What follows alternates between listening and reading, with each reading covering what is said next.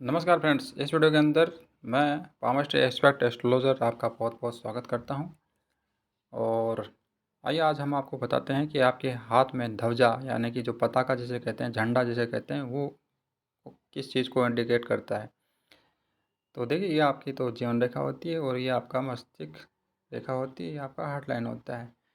तो हम आपका पताका कहीं भी हो सकता है, अलग अलग जो फील्ड के अंदर, यानी कि अलग अलग आपका जो हाथ का एरिया है वहाँ पर अलग फलादेश देता है।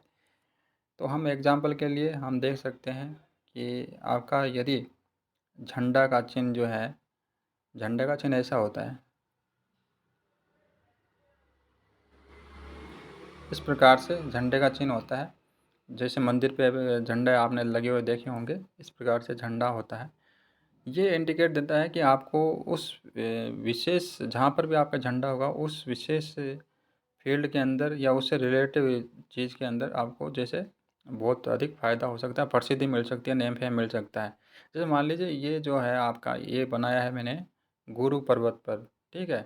तो आप अपने नॉलेज के थ्रू, अपने ज्ञान के थ्रू, आध्यात्मिक ज्ञान हो या व्यवहारिक ज्ञान हो, जैसे आप टीचर बन के भी नेम फेम कमा सकते हैं। एक तो टीचर होता है जिसको नेम फेम नहीं मिलता है, वो स्कूल जाता है, डेली अपना रूटीन उसको पूरा करता है, पढ़ाता है, तनख्वाह लेता है, इनकम उसकी हो जाती है, उसका घर खर्चा चल जाता है, लेकिन नेम फेम उसको नहीं मिलता है। एक ऐसे टीचर होंगे जैसे संदीप माहेश्वरी, ठीक है, ये एजुकेशन भी दे रहा है लेकिन साथ में इसको नेम फेम भी मिल रहा है, तो वर्ल्ड फेम मिल जाता है ऐसे लोगों को। और भी बहुत सारे ऐसे जो हैं टीचर हैं जिनको नेम फेम मिला है, ठीक है। हालांकि टीचरों को नेम फेम बहुत कम मिलता है, बहुत कम पॉसिबिलिटी रहती है, लेकिन झंडे वाला निशान आपके यहाँ पर आ गया है तो आपको जो है नेम फेम मिल सकता है, ठीक है। एक तो झंडा यहाँ हो गया। फिर यदि आपके झंडा यहाँ पर है सूर्य पर्वत पर, तो आप जो हैं राजनीति के अंदर, गवर्नमेंट सर्विस के अंदर नेम फेम कमा सकते हैं। वहाँ पर आपका अच्छा खासा नेम फेम हो सकता है, या आर्ट्स आर्ट्स के अंदर, कला के फील्ड के अंदर भी जा सकते हैं। वहीं शुक्र पर्वत पर यदि आपके है, ठीक है, झंडा का चिन्ह, तो आप जो है आर्ट्स, कला, सिनेमा, एक्टिंग वैक्टिंग, सिंगिंग विंगिंग, इनमें जा सकते हैं। या विदेश में, विदेश नहीं, अपने घर के अंदर यदि कोई आप कार्य करते हैं तो उसके अंदर भी आपको लाभ हो सकता है, उसमें नेम प्रसिद्धि आपको मिल सकती है, ठीक है। यहाँ पर यदि आपके झंडा मिला हुआ है, बना हुआ है चंद्र पर्वत पर, ठीक है, यहाँ पर आपका झंडा बना हुआ है, तो आप विदेश जा कर के नेम फेम कमा सकते हैं। विदेश में जो आपको अच्छा खासा नेम फेम मिल सकता है, तो इसके लिए विदेश जाना बहुत ज़रूरी होगा। यहाँ पर मैं आउट ऑफ कंट्री की बात कर रहा हूँ, उसको लेकर चलिएगा।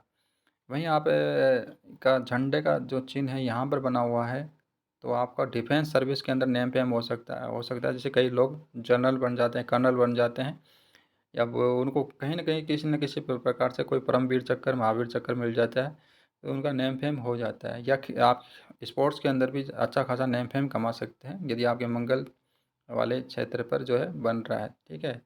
वहीं यदि आपका बुध पर्वत पर, जहाँ पर अभी मैं दिखा रहा हूँ, आपका बन रहा है, तो आप जो है कोई मनोवैज्ञानिक बन कर के, डॉक्टर बन कर के, इंजीनियर बन कर के अपना प्रसिद्धि को प्राप्त कर सकते हैं, ठीक है। ये हो गया।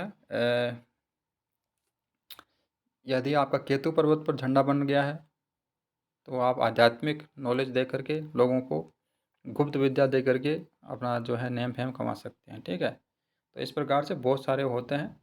और यहाँ पर यदि राहु के एरिया में आपका बन गया है, ठीक है, झंडा, ये राहु का एरिया होता है, यहाँ पर आपका बन गया है, तो आप जो है कोई भी ओकल्ट साइंस का नॉलेज दे करके लोगों को, या कोई डिटेक्टिव बन करके, या कुछ गुप्त विद्या के अंदर अपना आविष्कार करके या योगदान दे करके अपना नेम फेम कमा सकते हैं, ठीक है। इस प्रकार से होता है।